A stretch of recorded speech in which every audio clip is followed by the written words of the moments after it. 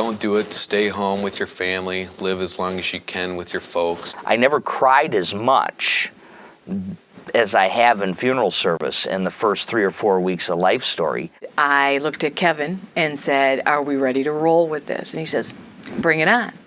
Well, that was hell. I can remember one Sunday afternoon pulling my hair out. I wish that people had just pulled me to the back parking lot and kicked me to a pulp. It would have been easier. It's one of the toughest events to plan, the funeral of a loved one. But one company is taking a high-tech approach, hoping to make it all a little easier. People were not satisfied, and clients weren't satisfied with the services that funeral homes were providing to their families, and they were looking for something new, unique, and different.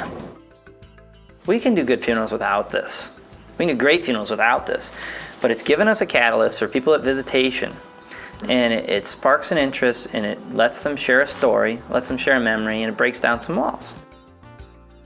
And no matter how much technology you have, you still have to have that empathy, you still have to have that professionalism, you still have to have that one-on-one contact with them.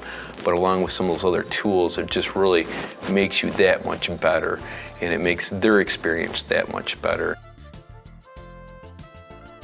We're doing something that no one else in this area is doing. And it's kind of neat to be king of the hill. In tonight's Business Journal report, a unique way to remember the life instead of the death.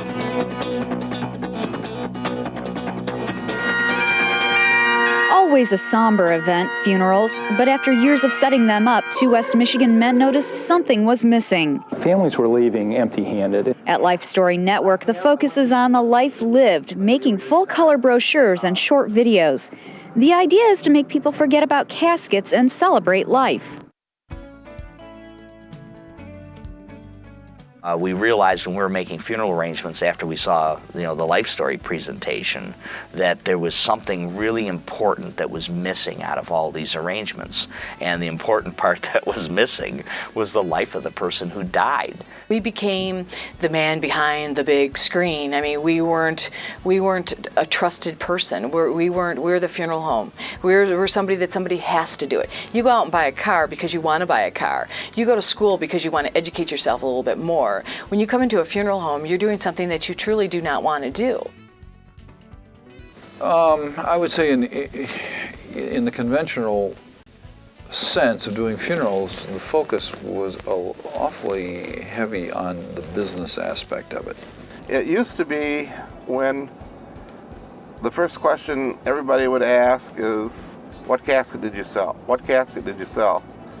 Right now, that's not the question that we ask when the funeral director walks back into the funeral home. It doesn't make any difference. I feel I'm not a salesperson. I've always said that, but at the same time I knew what I had to do to be profitable, and now it really makes no difference to me. It's tough to kind of take that hat off and look back a year ago, but that I was that person that would say, yeah, it's going to be a better funeral if you're in a hardwood casket or a copper casket than if you're going to be in a non-sealer cloth covered. Now it doesn't matter. Life Story has a staff of 26 writers and video editors who work on about 2,000 funerals a year. Instead of it being a business transaction, it's a more personal process. As one gentleman told us when he came actually in 2 hours early for his wife's funeral, and we watched him come down here into the room, and instead of turning right to go to where his wife's body was, he turned to the left and went to where the DVD screen was. And he sat and watched the DVD, and he told us, he said, "You don't understand." He said, "You gave me back my whole relationship with my wife." And when I saw the 13-year-old little grandson grab the box of Kleenex, you know how important that was for me to see a 13-year-old kid grab a box of Kleenex? It gives my job a lot more value than I ever saw before. Number one, I'm having more fun doing it. I enjoy my job, I love my job, and the satisfaction of people is just overwhelming. They're always going to have a scar, but a scab will form quicker this way. They're going to heal quicker. You can see it's most evident because they start talking about that person, and it hurts. The rewards will be when that family comes in and they hug you and they thank you and can't tell you. One gentleman came in and says, "You know, my wife's been sick for 2 years and that's all I thought about." you brought her back to me from when we first met, got engaged, got married. He says, you brought my wife back to me. And here's a grown man crying saying thank you. And that's what it's all about. When you have a family come and talk to you after a service and say, hey, it was great, we're very, very happy, that is rewarding to a funeral director. Life Story costs about the same as a standard funeral unless specific special requests are made, like extra videotapes or DVDs. It's not about money.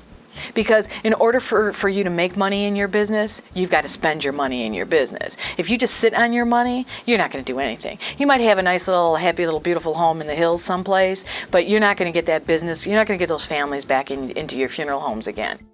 A funeral director has to go out and spend money to buy a funeral coach or rent a funeral coach, and I think this will just become very standard. Over the next several years, it'll become very standard, and people will expect it. Our interviews with families and so on, I think we're seeing the bottom line is actually improving.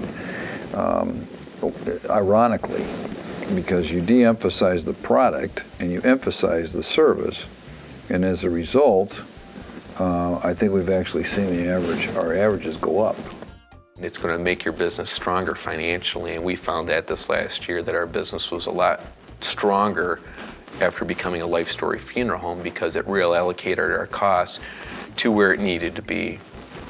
And so, without disclosing too many numbers, it has really strengthened our bottom line and has afforded us the opportunity now to do some other creative advertising and just kind of keep that ball moving. So it's very exciting for us. Alton Shawmut Hills Chapel in Grand Rapids is one of 19 statewide that now uses the Life Story network. The hope is one day all funeral homes will use some kind of technology like this. I would say if you want to be relevant in the next 5 to 10 years, if you want to still be doing funerals and you want to be doing something that's meaningful, then you better be looking at things like this. Let me tell you first, I don't want you to do this. I want to be the only funeral home in the Detroit area to be providing this kind of service. We could just see that this was something that was coming down the road. If not now, within the next five years, it was something that we as a funeral home would have to do. I think the folks at Life Story have a great idea and concept. It's neat that they're not looking to have everyone do it, just key areas, key funeral homes, and looking for those funeral directors who are going to be progressive enough to understand and present this to the community.